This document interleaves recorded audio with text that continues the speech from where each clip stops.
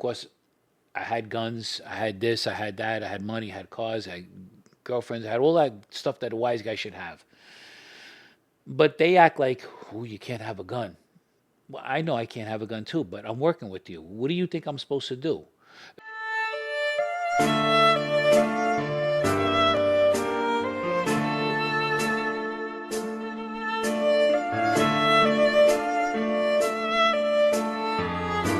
Hey guys, welcome to the Goodfellow Podcast. I'm your host, Joe Barone. If you like us, give us a thumb up and subscribe. And don't forget to check out our Patreon podcast as well. Just some different things I like to do on that without giving it to the whole world. Some exclusive stuff there. You're probably really going to like it. And we're actually going to do a lot more of that as well. So, anyways, today I'm going to talk a little bit about how messed up the FBI is and what they did to me. Also, how the wise guys are so much similar, um, so that this way you guys can get a better gist of everything. Um, Basically, a lot of people had thought that I was in the witness protection program, which I did not take. I did not take it for a few reasons. One, first of all, and I think I might have said this somewhere else at one time or another, I would never take the antidote from the same people who gave me the poison. I mean, after all, they are the ones who outed me. And there was no reason for the FBI to out me as they did. I mean, listen, let's face it. Oh, sorry about my bottle. It's cracking them, but I'm thirsty once in a while. Um, they outed me to the whole world for no reason. Here it was. I was loyal to the FBI. Gave them the information, things that they wanted, stuff they didn't know about certain people, obviously, and they thought I was really going to kill somebody. That was just really believe it or not, that was just a means to try to get me to work with them. They knew I wasn't going to kill nobody. I didn't kill nobody in the whole 18 years I was working with them. So why would I do something now? Uh, but the FBI is the type of people. Here, look, I was an associate, but of course, I had guns, I had this, I had that, I had money, I had cars, I had girlfriends, I had all that stuff that a wise guy should have. But they act like, oh, you can't have a gun. Well, I know I can't have a gun too, but I'm working with you. What do you think I'm supposed to do? Somebody says, Joe, you got a gun on you or whatever. If I'm in a fight in a club, a restaurant, a bar, wherever I am, or in the street, and I'm with a couple of guys and they're fighting, am I not supposed to jump in and help my friends? I mean, they have such they try to protect themselves, and I think that's why they offered me the witness protection program. Believe it or not once, not twice, but like three times. Uh, but I didn't trust them after all of this stuff. And to be honest with you, there was some comments, and the FBI did use me. To be honest with you, and in certain ways, I did try to use them too, because I wanted to find out about my father. Look, if I was robbing a bank with somebody and we got caught, well, if I told on the other person or people I was with robbing a bank, well, now I told because I didn't want to do the time. I was arrested by myself, okay? And listen, it was all about me. So I was doing my time. I was already in. I mean, it wasn't as bad as I thought it would be, but I mean, I'm not going to tell you like, oh yeah, jail, no problem. Listen, anybody tells you they can do the time, or I'm not afraid of jail and all of this stuff, that's all baloney. Yeah, that sounds good. That's a nice sound bite. It's a good bumper sticker, but it ain't. All these guys, look, there's some guys who've done 10, 20, 30 years, whatever it may be, and but is that the kind of life you really want? You know, but for most of the people who probably thought that I wanted to just get out of jail, well, yeah, I did, but that's not the reason why I cooperated. And I think I mentioned it enough times. It was because I wanted to find out who killed my father. If it, in fact, the wise guys did it, or did he really die on his own? And that's it. Um the bottom line is like I said, I was in prison. As a matter of fact, total altogether now, all the years I got in, between doing 15 months in a box on that 19-month bit I did, and all the years I put in prison, I probably got like at least 6 to 7 years under my belt. And look, and doing time in the hole is a lot harder than just doing population or anything like that. So, yeah, I did my time, and you don't see me crying. But also, the being in the box as an innocent, not guilty, somebody who was not guilty, definitely messed me up with the PTSD and stuff like that. But what am I supposed to do? I didn't realize I had. I thought PTSD was for soldiers or something. I never knew. It was like, somebody who did something, but I found out it was about a traumatic experience. So I didn't know. How long did you say you were in solitary confinement for? I did a 19-month bid, but I did 15 months in the box straight. Wow. And so you're locked up 23 hours a day on the weekdays, but the weekends you're locked up 24 hours. So Saturday and Sunday they don't come and let you out. Yeah. Wow. And you're in there. I mean, this is what it is.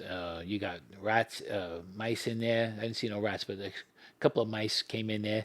Of course, the bugs that are in there. I wound up getting a MRSA staph infection as well, which almost killed me. They had to give me like 3 different antibiotics in there. So it was, you're talking about, it was, I'm not saying it was, I did it, yeah, look at me, whatever. No. Look, I've always been on the show, and any other show that I've always been honest. I never said I was the toughest guy. Did I have a few fights? Like when we talked about my friend Charlie Budo, who actually reminded me of a few more fights when I talked to him on the phone, and stuff I even actually forgot. And I can't believe he remembered. But yeah, of course I had to do what I had to do. I mean, just like if I went to prison, I would have to do time. I can't say, oh, I'm sorry, please let me out. You know what I mean? It's not like that type of deal. But look, I knew guys that were way, way tougher than me, crying to get out of the hole. Okay? Let me speak to the U.S. attorney. Let me speak to the prosecutor. Then I got some guys that were in there, you never know it. They ring the buzzer. Yeah, he said it's like room service. We get 3 meals a day and we just sleep all day and we relax. I don't know if they're serious or not. I don't know. But, the solitude does, those walls, place is small. And I'm not doubting anybody. Like I said, everybody kisses. All you guys out there, first of all, I like to say thank you. Because for the most part, I got a lot of really good comments, which we're going to probably answer some today, as we always try to do. But I'm not even going to even address the negative comments because anybody can say something. Now look, where I'm from, which is New Rochelle, everybody knows me there. So most people knew me as pretty good. Some people just knew my name and knew my reputation and stuff like that. But for the most part, I don't have to prove anything to anybody out there who says, "Oh, this guy, he's a." No, I don't have to prove all that stuff, so I won't even entertain those comments. You can say them; it's okay. You can think what you want. But I've already told you about a fight that I had with Damon Romanelli. I hope I'm pronouncing his name right. He turned out to be a good guy. He was way tougher than me. He beat the crap out of me. I mean, they're bloody and everything, but the cops are right there. One of them is my friend. Okay. Could have got him arrested right there. Could have said, yeah, I'm pressing charges.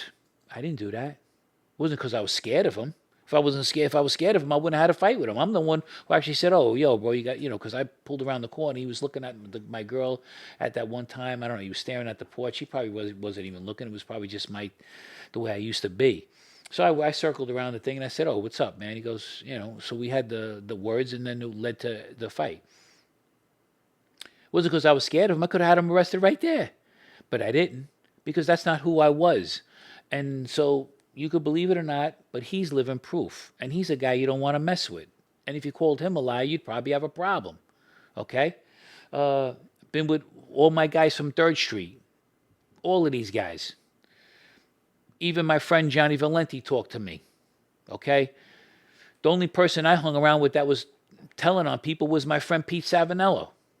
He's the one who enticed and aggravated people like my friend Mike Donato. Yeah, tell him I'll fight him, I'll do this and everything, and then he don't. And then when Mike confronts him about it, I told you the story, he chased him around the car, that he goes to the police department without even telling me and puts an order of protection out on him. Would you believe this? You're hanging around with me. You're pretending to be with me. You used my name all your life since I known you, anyways. Which was I know him. Well, you want to count the last 15 years? I haven't seen him since I got locked up in 2009. But he used my name all that time. You better look out. Threatened his stepmother with my name. Could have got me in trouble that way. Uh, I never knew he did that until Mike Donato called me and said, Joe, what are you doing hanging around this guy? Now I look like a jerk. And I feel like a jerk. I said, Pete, what's wrong with you? Well, Joe, I mean, now that's a guy who's not going to go to jail.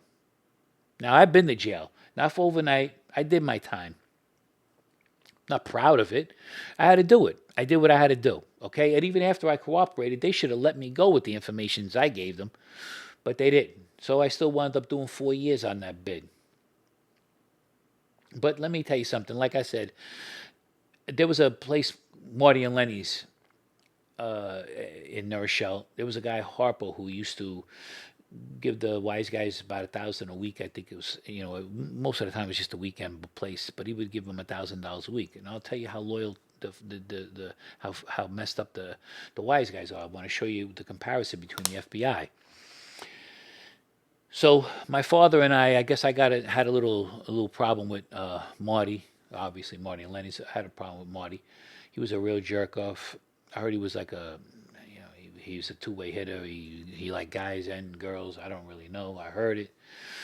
Anyway, he thought he was a tough guy too. He might have fought me. I mean, don't get me wrong. He was taller than me and all of that kind of stuff. I was young, but he came outside with all the bouncers around him.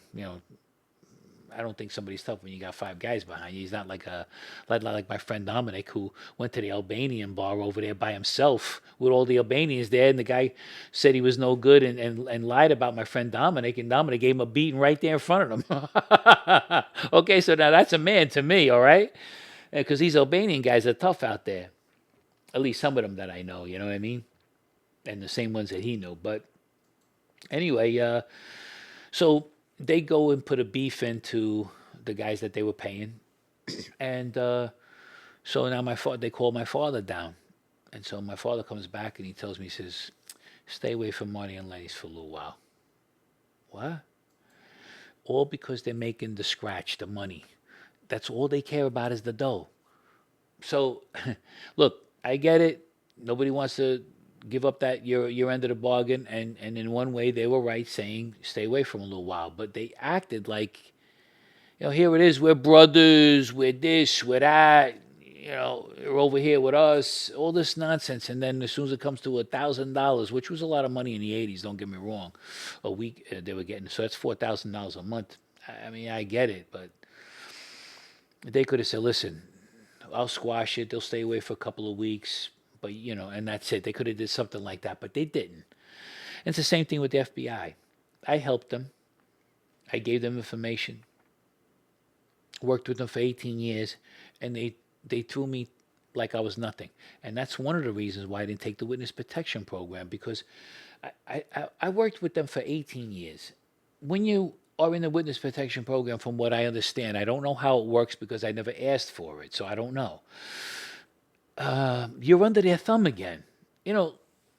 There's girls that marry rich guys and they're subservient to them because they just want to be taken care of. They want the money and whatever. Same thing. Some guys do the same thing too.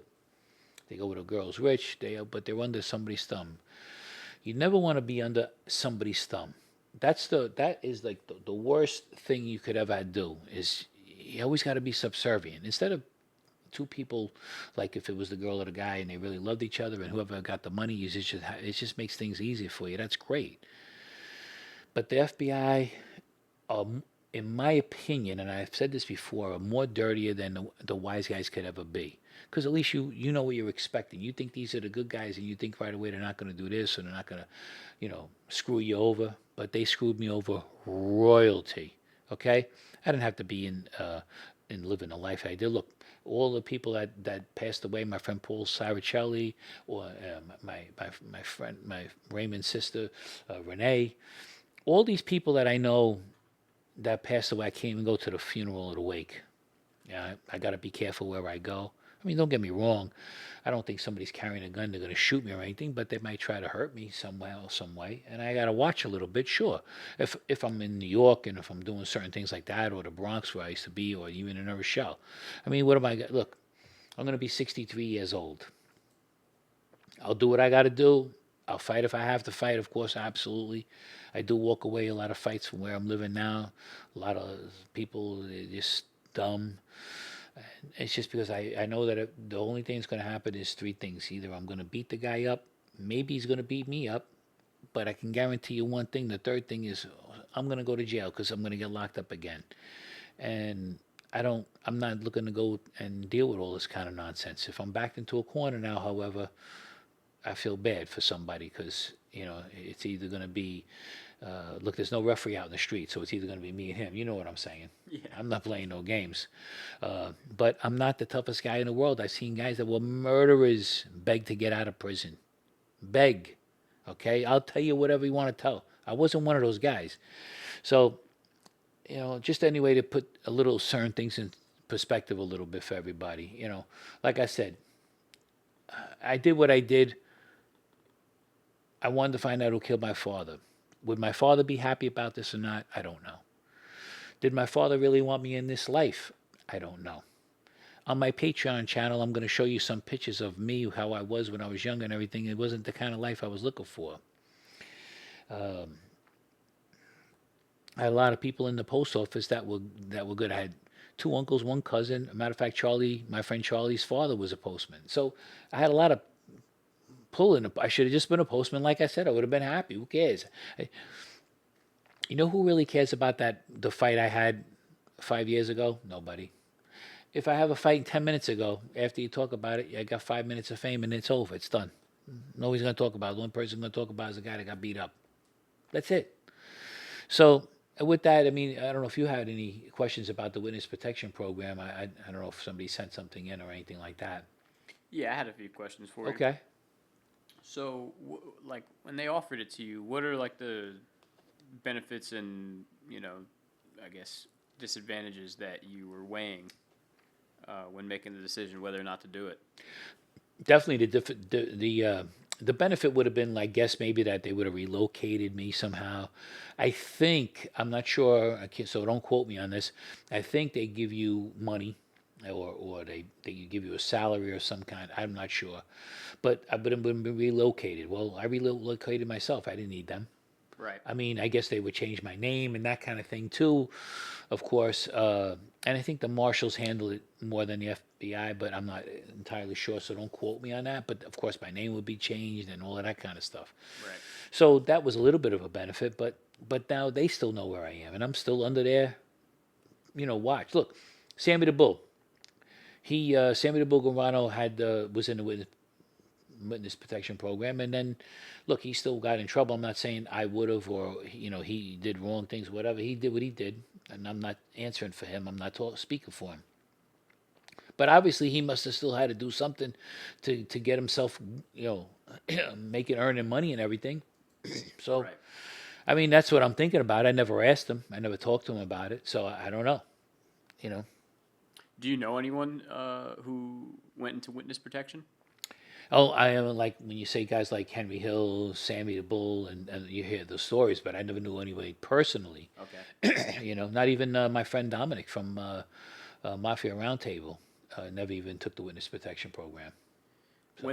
When they offered it to you, did they explain like anything? Did they give you like a game plan or anything? Did they explain the process at all to you? Nope. They just said, when they offered it to me, I know why they really offered it to me. To be honest with you, I think it's because they knew they messed up. They messed up with the fact that they exposed me, and I think that they had to kind of like offer me the witness protection program to like say, hey, we offered it to them, we really tried, because their whole job while I was an informant was to protect me. Right. How did they protect me? When I got the green light to whack Mikey nose, okay, when we finally was going to do that. Do what you got to do, Joe, to protect yourself, but let us know right away. So you mean tell me I'm supposed to kill somebody and come back and tell you, and you're going to do what? Protect me? No. I didn't know how dirty they was until you live in it. It's like nobody knows. Like nobody knows what prison's like unless you were there. Or unless you knew somebody in it, and then you give them money in the commissary, they write you a letter or whatever. Maybe you go for a visit. nobody knows what it is to be in a boxing ring with somebody who's a boxer unless you're a fighter. I mean, a lot of people don't really realize.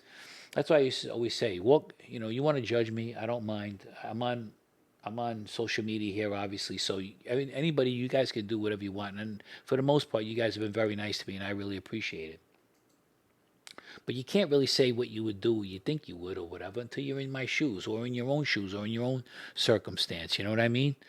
So, but yeah, I don't know anybody in the witness protection program So, personally. another question I had was, do you ever regret not taking it because whether you took it or not, your life was still going to change drastically because you couldn't go to the normal places out to eat that you used to go to. You couldn't go hang out with the people you used to go hang out with and No. that type of thing. So it's almost like you still had to start fresh. Well, yeah, it's all of that. Plus, at the same time, I don't know if you could just walk away from it. I don't think you could just like get out of it. And then you're under rules. You can't do this, you can't do that. You know, it was just, it's just, I mean, I thought about it a little bit for a split second, but no, I knew wouldn't be for me. You know, it's like living with somebody you hate. You know what I mean? Yeah, It's I like gotcha. it's like yeah, I gotta go home. I got a roommate, whatever, or if you live in a messed up apartment building, you gotta be like, oh, I gotta watch how I go up the stairs because somebody might jump me in the fucking hallway. How did you ensure your own safety after rejecting witness protection, considering like the danger you were going to be in after you're outed? That's a good question, actually. It's very hard to conceal your identity and all of this kind of stuff. Also, I figured I'd just try to keep quiet, don't tell anybody where I went, just kind of like pack up and leave type of deal. Of course, you need a driver's license so anybody can find you pretty much if they really wanted to. But I was also the type of person where, well, if you're gonna look for me and you're gonna try to come where I'm at, pretty much you're kind of taking your own, you're taking a risk. You know what I'm saying?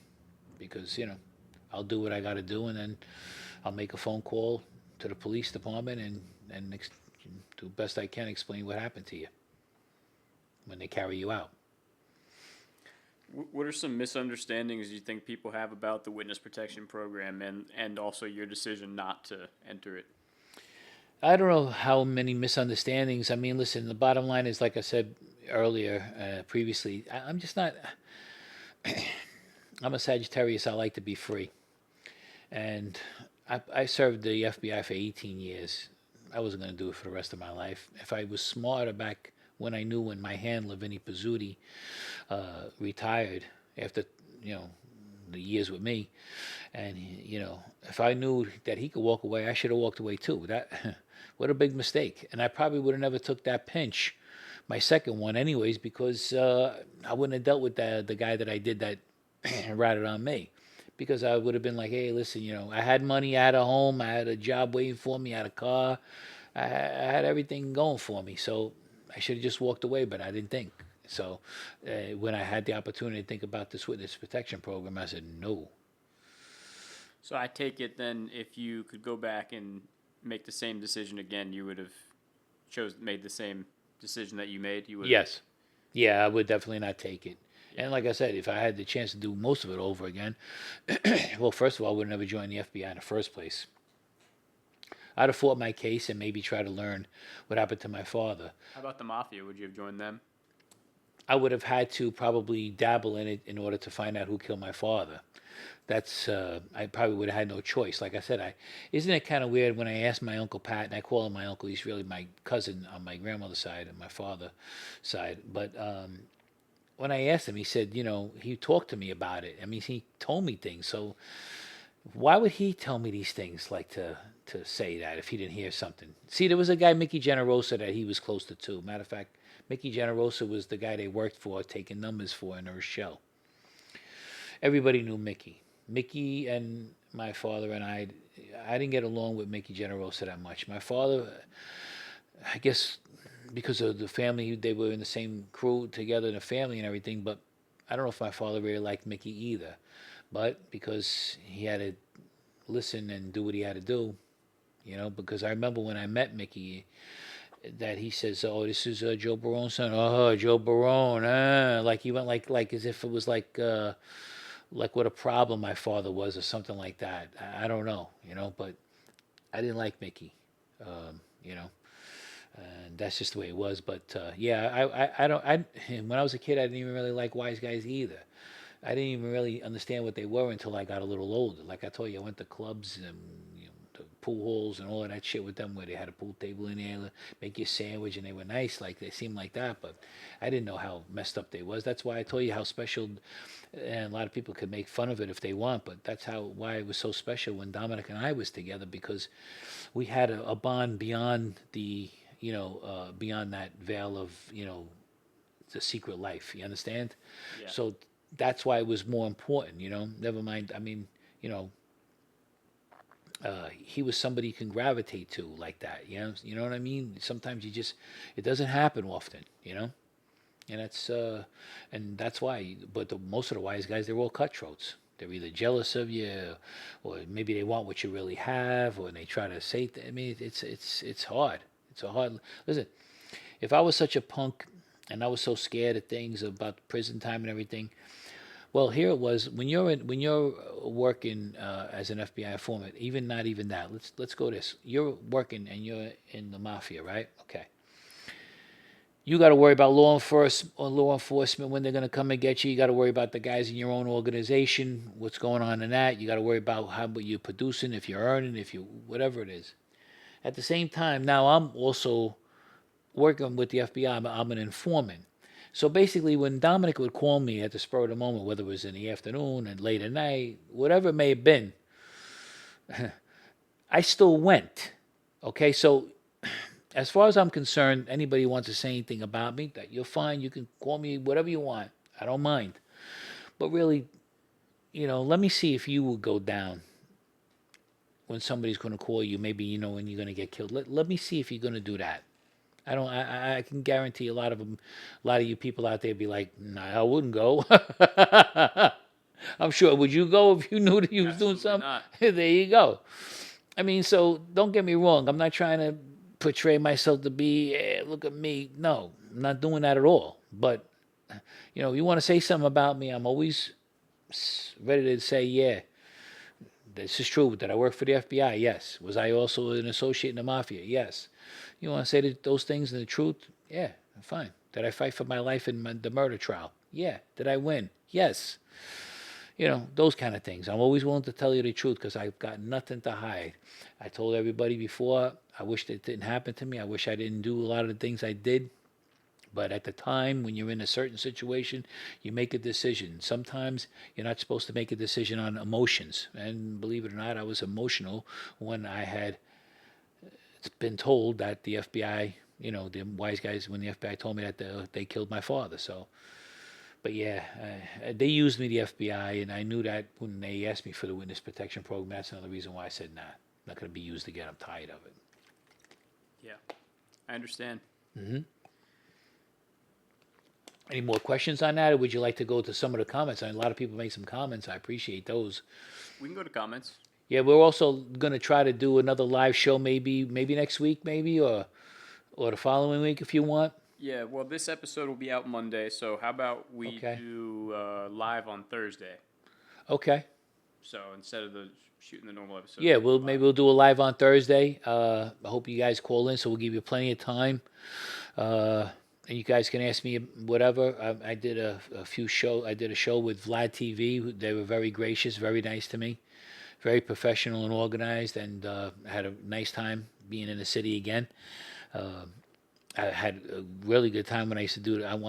We're going to do some more, Dominic and I, from Mafia Roundtable. We're going to get together on some things. Hopefully I get to meet, Gene and a few other guys down there. Maybe, Mikey Scars and some other people.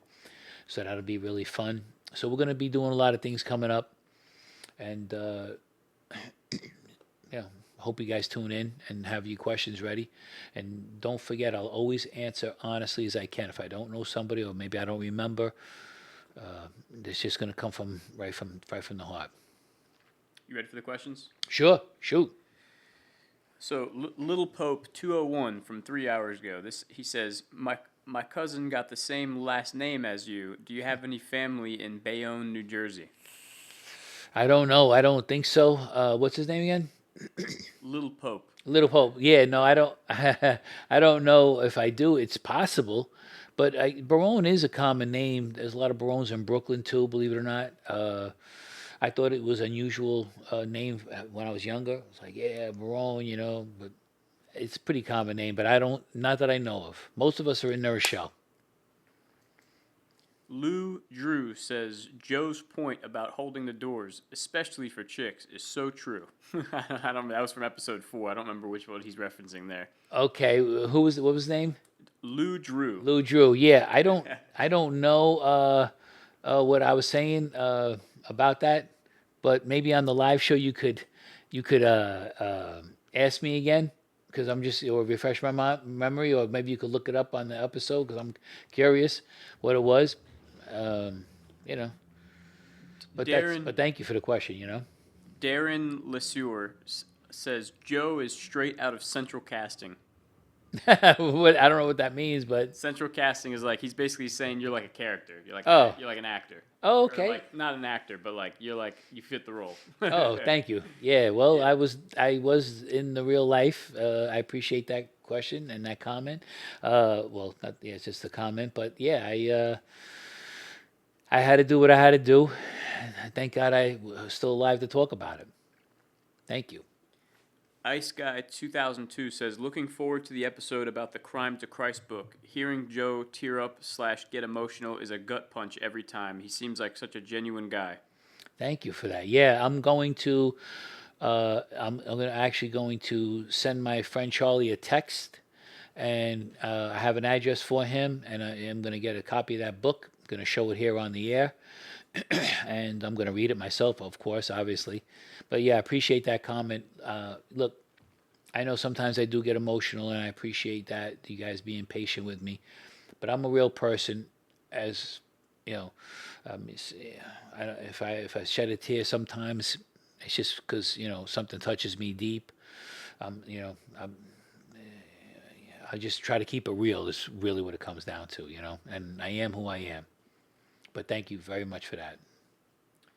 Mac 265. What's up, Tony? This guy's name is Tony. We're emailing back and forth. I was telling you. Okay. He says, "Hey fellas, great show. Let us know when the next live is. I need some notice being over here in Australia. Oh. Love the show. Keep it going." Yeah. Well, hopefully now by this time it airs, it'll do. So we're definitely going to do it next Thursday so it'll be on Monday.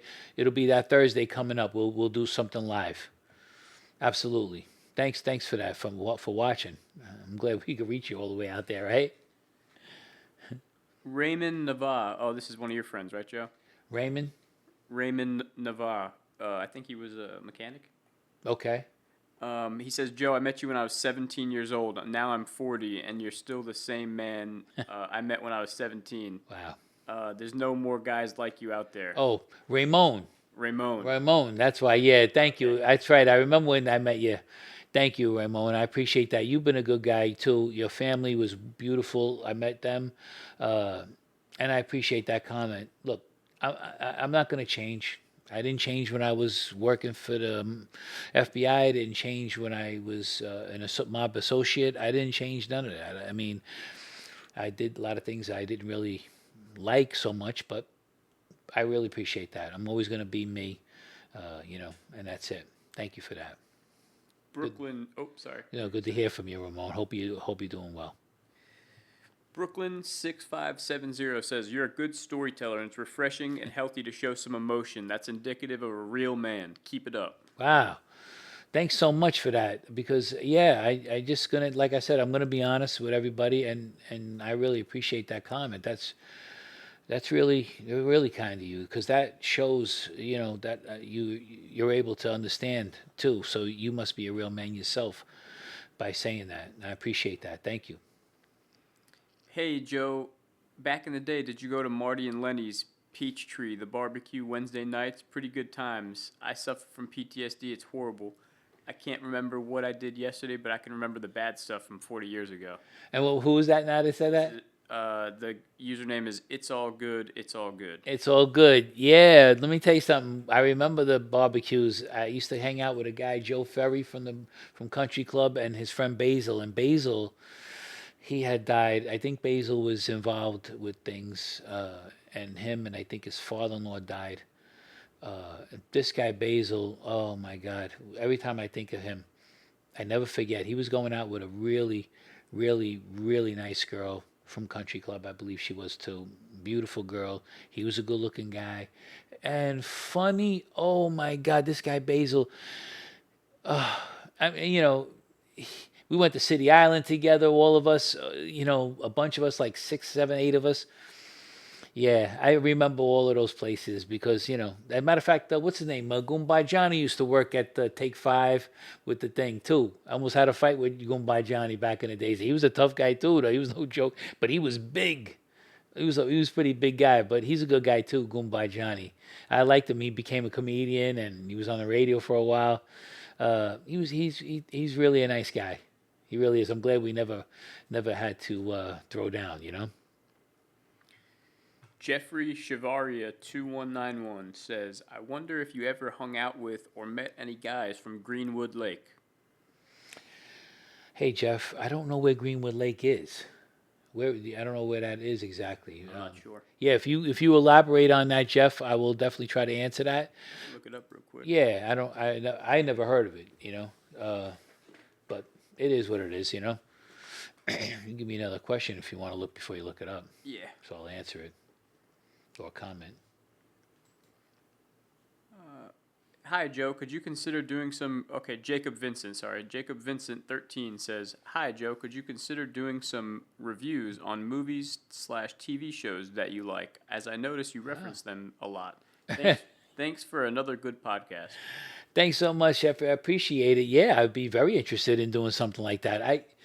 You know what it is I think it's because of my PTSD. I reference a lot of movies because I try to explain things and so that everybody could understand. Like the last one who I commented felt my vibe, and I was happy about that.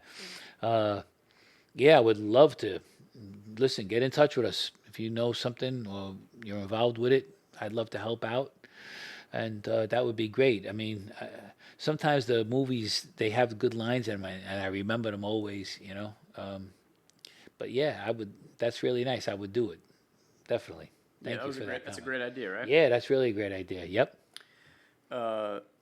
Greenwood Lake is in Orange County, New York. Okay. Warwick, southern part of the town of Warwick. Okay, so I did some time in Orange County. I did some time there, but I don't know if I know anybody from there. But thank you for that. Thank you for the comment, though. But yeah, I don't recall anything or recollect anything. A question I wanted to ask you about Yeah. the Charlie situation was that after making amends with him and hearing all the nice things he had to say about you, which you didn't expect at all. No. So does that give you hope or kind of inspire you to make amends with other people from the hometown, other old friends? Well, it all depends. Estranged? It all depends on how close I was with everybody. As you gotta, I still have to watch in my own way. But yeah, you have to always, weigh it out. You know what I mean? It's, for Charlie to reach out to me from the podcast, I thought was really, he took a big first step to do that. Charlie's a hardcore guy. You know what I mean? He's not the kind of guy you're gonna give a line to and he's gonna believe you. Like he'll just look at you and laugh. Like what I'm saying? Like yeah, okay. But other guys, like it all depends on who they would be, who I'd be talking to. You know what I mean? I gotcha. I mean, look, and our other podcasts and stuff. I never hurt any of my friends. Never. I didn't do anything to them. Not one thing except cooperate with the government, which that was bad enough. You know what I mean? I think that affected you more than it affected any of them, though. Well, in the long term. I did. It definitely did. I mean, look, I told you I had friends, had arguments with even Lenny and stuff like that. And Lenny Monteleone, but I seen his mother and father, unloading the car to bring groceries into the house, and I helped them because they were my, doesn't matter just because we had a little disagreement. You know what I mean? We still do good things for each other like that, if you know what I mean. Just like I did with like Charlie's father and mother. If I saw them, wouldn't take anything out on them or anything, and not that we even really had too much of a disagreement about anything. you know, we just, I guess that's why maybe it did hurt them, but yeah, I'm affected too for the rest of my life now. You understand? It's always going to be with me now. Yeah. Well, that was the last comment that we Okay. had. You want to wrap it up for today, Joe? Yeah.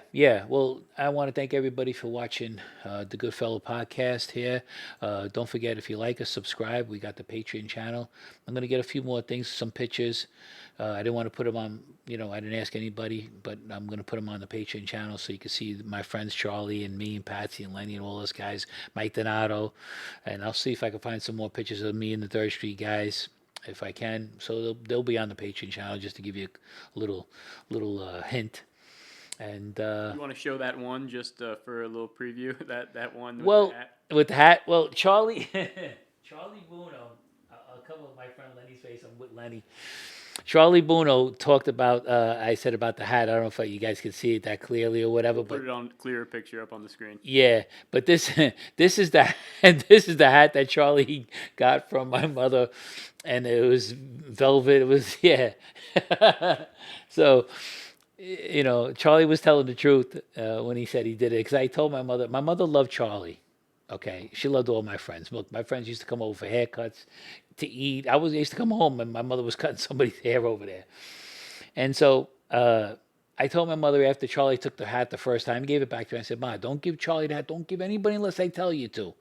Well, he did it to her again because she didn't think he was lying. No, Mom. He said, Mrs. Barone, it's okay. And she gave him the hat again because my mother was, my mother was like, okay, because she believed him, you know. And he had that way about him. And, don't forget, she knew his father. Like, I think they went to school together, all of them or something. But, she gave him the hat again. I says, twice you did it? I was like, wow. But yeah, that was like the picture. Anyway, you guys, thanks for tuning in, and thanks for all the love and support you guys are showing. And from all over the tri-state area and Australia, and as far as that, I mean, I really appreciate all the love and support. You guys are really great. We're going to always answer comments, and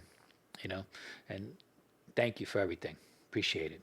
And tune in this Thursday for the next Yes. live episode, guys. Yes. Thanks so much. Take See you care. guys later.